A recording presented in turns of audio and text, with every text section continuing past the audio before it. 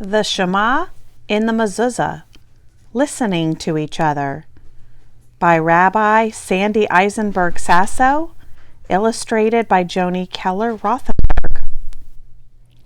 Hi, I got this book for free from the PJ Library, so if you enjoy this story and you have children at home, I would encourage you to visit their website and sign up to get your free book every month. This is a great story and a great introduction to why we have a mezuzah hanging on our doorpost. I hope you enjoy it as much as I do. Thanks.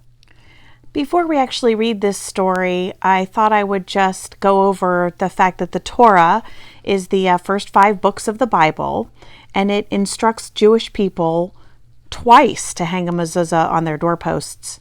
The word mezuzah literally means doorpost, but it actually refers to the scroll or cloth enclosed in the ornamental case.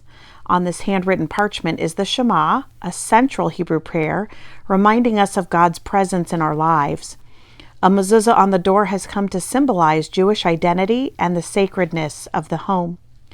Jewish tradition teaches that to live in peace, we all must learn to make compromises.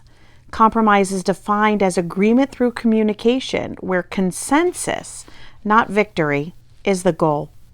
An often quoted verse from the Torah reads, "Justice, justice shall you pursue." That's from Deuteronomy 16:20. Rashi, the 12th century scholar who inspired this story, explained the repetition. Justice is said once for the law and once for compromise. I love that explanation and this story. Annie's grandmother had just moved into a new home. Annie was glad all the boxes were unpacked. Now her grandmother would have time to bake her favorite chocolate chip cookies. "Can we bake now?" Annie asked expectantly. "Not just yet," her grandmother smiled. "There is still one more box to open." Annie's grandmother carefully opened a small package that Annie recognized right away. "That's a mezuzah! We have one on the doorway of our home," Annie exclaimed. "My mom told me that inside is special paper and on it are very important words, the words of the Shema. Shema Yisrael. Listen, Israel, the Eternal our God, the Eternal is one. Speak these words when you go out and when you come in, when you lie down and when you get up." Annie watched as her grandmother said a blessing and put up the mezuzah on her doorway. "Grandma, why doesn't the mezuzah stand up straight or lie down flat?" Annie asked. "Why does the mezuzah look like it's leaning to one side?" "It's the same way at my home." Her grandmother smiled. "Let me tell you a story." Once there was a town where many people had mezuzahs, but no one knew how to put them up. Perhaps there are instructions inside the mezuzah, the townspeople thought. They looked at the special paper inside the mezuzah. It contained words from the Torah, but no instruction on how to put the mezuzah on the doorpost. Half the people said we should put the mezuzah standing up, since the words tell us to say the Shema when we get up in the morning. Half the people insisted that the mezuzah should be lying down. The words tell us to say the Shema when we lie down at night. Neither side wanted to listen to the other. They just argued and kept shouting and shouting. One side screamed, "Standing up!" The other side shrieked, "Lying down!" "Standing up!" "Lying down!" "Standing up!" "Lying down!" The two sides yelled and yelled. They argued all through the day. They argued all through the night. Standing up. Lying down. What were the people to do? They decided to ask the rabbi of the town. The rabbi turned his head to one side and listened. The rabbi turned his head to the other side and listened. He turned to look at the buildings in the town. None of them had a mezuzah on the doorway.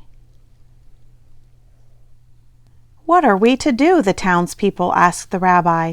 "Shall we put the mezuzah standing up or lying down?" To the people who believed that the mezuzah should be standing up, the rabbi said, "You are right." To the people who believed that the mezuzah should be lying down, the rabbi said, "You are right." The townspeople were puzzled. "Rabbi, how can we all be right? We can't have the mezuzah standing up and lying down at the same time." The rabbi smiled. "You are right again." "Very funny, Rabbi," both sides agreed. But the rabbi wasn't laughing. "You haven't read the instructions very carefully. The very first word on the mezuzah's special paper is listen. Shema. Listen to one another. You must put the mezuzah on the doorway so that it is standing up a little and lying down a little.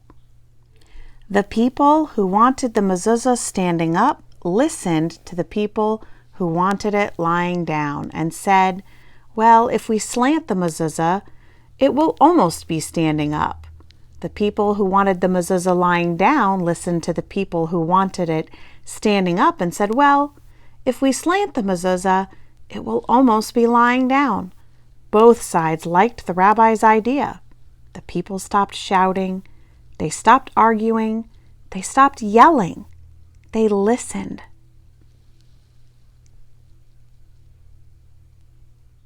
They put up the mezuzahs. The people lived in many different kinds of homes, but they were one people. It is just like the Shema tells us, God is one. And that is how, Annie's grandmother said, it has been ever since. When we place the mezuzah on our doorway, it is not standing up and it is not lying down. It is leaning into our home just the way it should be. When we enter our home and we see the leaning mezuzah, we remember, she said softly. We stop shouting. We stop arguing. We stop yelling at each other. We listen. We are one. Take a look at the mezuzah there hanging in that picture. It has the Hebrew letter shin on it, which starts the word Shema. So most mezuzahs that you'll see, or in Hebrew mezuzot is plural, you will see that letter shin on it.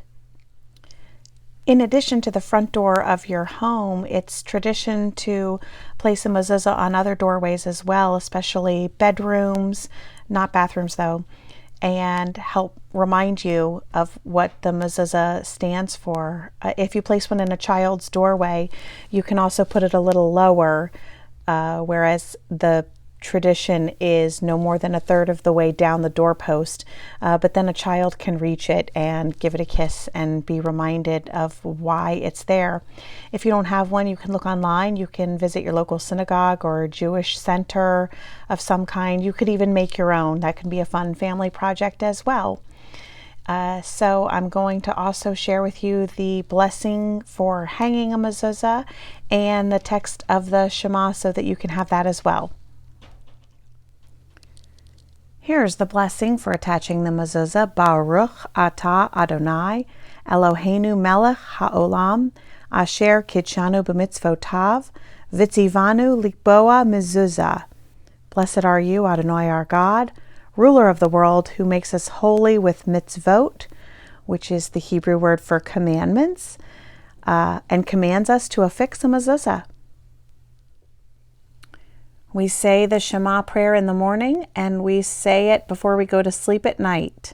Shema Yisrael, Adonai Eloheinu, Adonai Echad. Hear or listen, O Israel, Adonai is our God, Adonai is one. Remembering that we only have one God. I hope you enjoyed this story. Thank you so much for joining me.